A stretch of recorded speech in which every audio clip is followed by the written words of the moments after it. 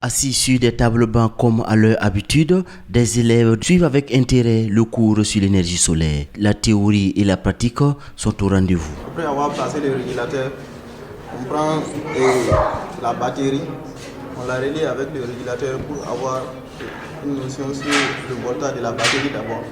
Après quelques heures de cours, entre explications et questions de compréhension, Abdoulaye Cissé, apprenant en première D, a pu faire le distinguo entre les énergies.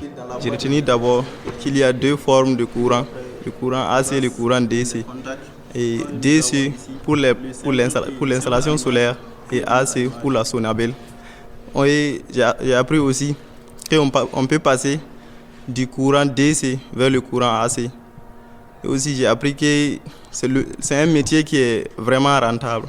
L'initiation au métier prend corps dans les établissements à Dori. Les apprenants choisissent leur métier de leur choix parmi 10. Il y a eu une étude au préalable à entendre Soumaïla Ouedraogo. Dans chaque établissement, on a choisi des métiers porteurs de la région du Sahel. Voilà, que chaque élève est libre de choisir. Voilà, ces métiers sont au total 10 métiers. Voilà, que les élèves ont librement choisi pour découvrir. Et cette découverte s'est orientée en énergie solaire pour Oumou Diallo, apprenante en première D. Le choix porté concorde avec la série d'études. Elle assimile assez vite et fait la différence entre simple allumage et double allumage. C'est lorsqu'on branche les câbles, on branche la plaque avec d'abord le régulateur. Le régulateur doit être branché, les câbles doivent être branchés avec le régulateur et la batterie d'abord. Après, on branche les câbles de la plaque. Après, on peut alimenter l'habitat.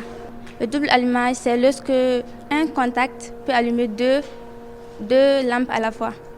On apprend certes, mais le temps défini pour l'apprentissage est peu, reconnaît le formateur en énergie solaire. C'est le manque de temps pour pouvoir bien montrer tous les contours et les détours qui s'y trouvent dans le domaine. Parce qu'ils ont compris à partir de ce soir que c'est un domaine très porteur, mais très méconnu par les gens. Pour une réussite de la réforme, celle de passer à plus de 60% de l'enseignement technique à l'enseignement général, les encadreurs ont procédé par des sensibilisations auprès des parents et élèves afin que chacun comprenne l'intérêt de l'enseignement technique.